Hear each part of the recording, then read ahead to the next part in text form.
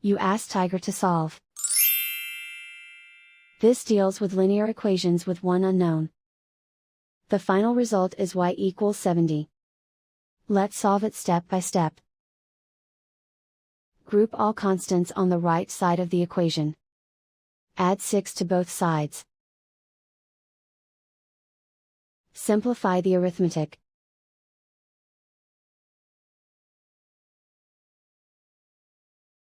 Isolate the y.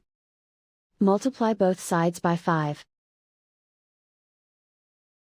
Group like terms. Multiply the coefficients. Simplify the fraction. Simplify the arithmetic. And so the final result is y equals 70.